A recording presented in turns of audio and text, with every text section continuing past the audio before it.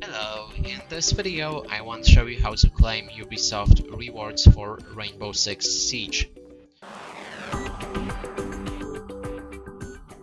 And to do this, let's click on the gear icon in the top right corner of the screen and move to Ubisoft Connect while our Rainbow Six Siege is opened.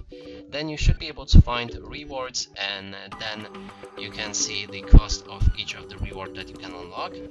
And you can see your balance in the top right corner, and you can get this balance by unlocking achievements or performing some actions in different games or even in Rainbow Six Siege.